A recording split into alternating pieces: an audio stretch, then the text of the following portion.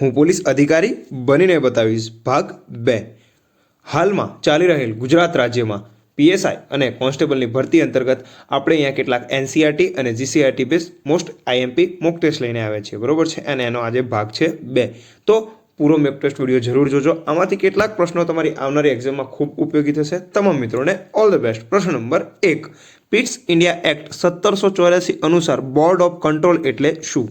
Pitt's India act 1784 અનુસાર board of control એટલે શું? તો મિત્રો તેનો જવાબ આવશે એ, નિયંત્રણ બોર્ડ। બોર્ડ ઓફ કંટ્રોલ એટલે નિયંત્રણ બોર્ડ। ત્યારબાદ પ્રશ્ન નંબર 2, કથકલી એ કયા રાજ્યની નૃત્ય પરંપરા છે તે જણાવો? કથકલી એ કયા રાજ્યની નૃત્ય પરંપરા છે તે જણાવો? તો પ્રશ્નનો જવાબ આવશે એ, કેરળ રાજ્યની, બરોબર છે। ત્યારબાદ પ્રશ્ન નંબર 3, શું ભારત દેશમાંથી આદિમાનવના શરીરના જીવાશ્મ એટલે કે ફોસિલ મળી આવ્યા છે? શું ભારત દેશમાંથી આદિમાનવના શરીરના જીવાશ્મ એટલે કે ફોસિલ મળી આવ્યા છે? તો તેનો જવાબ આવશે બી, ના, નથી મળી આવ્યા, બરોબર છે।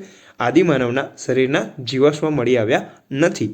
ત્યારબાદ આપણે જોઈશું પ્રશ્ન નંબર 4, જો મિત્રો તમે અમારી ચેનલ ઉપર નવા હોય તો ચેનલને સબસ્ક્રાઇબ જરૂરથી કરી લેજો, કારણ કે આવા આપણે બીજા ઘણા બધા વિડીયો બનાવ્યા છે અને ભવિષ્યમાં બનાવીશું પણ ખરી। ત્યારબાદ પ્રશ્ન નંબર 4, ઈસવીસનની કઈ સાલમાં સાયમન કમિશન ભારત ખાતે આવ્યું હતું તે જણાવો? ઈસવીસનની કઈ સાલમાં સાયમન કમિશન ભારત ખાતે આવ્યું હતું તે જણાવો? તો પ્રશ્નનો જવાબ આવશે ઓપ્શન નંબર બી, 1927માં। 1927ની સાલમાં સાયમન કમિશન ભારત ખાતે આવ્યું હતું। ત્યારબાદ પ્રશ્ન નંબર 5, પ્લેબિસાઇટનો ઉપયોગ દ્વારા કયા પ્રદેશને ભારત સંઘ સાથે જોડવામાં આવ્યું હતું તે જણાવો? પ્લેબિસાઇટના ઉપયોગ દ્વારા કયા પ્રદેશને ભારત સંઘ સાથે જોડવામાં આવ્યું હતું તે જણાવો?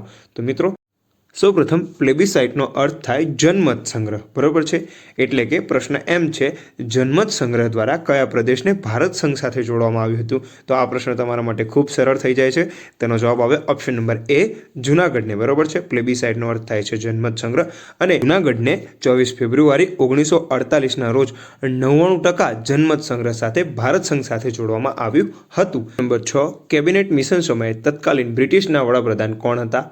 કેબિનેટ મિશન સમયે તત્કાલીન બ્રિટિશ વડાપ્રધાન કોણ હતા, એટલે કે બ્રિટન ઇંગ્લેન્ડના વડાપ્રધાન કોણ હતા?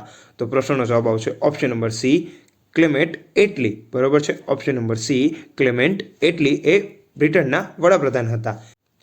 નીચે આપેલામાંથી કોને કાળું સોનું કહેવાય છે તે જણાવો? નીચે આપેલમાંથી કોને કાળું સોનું કહેવાય છે તે જણાવો? તો પ્રશ્નનો જવાબ આવશે એ, ખનિજ તેલ।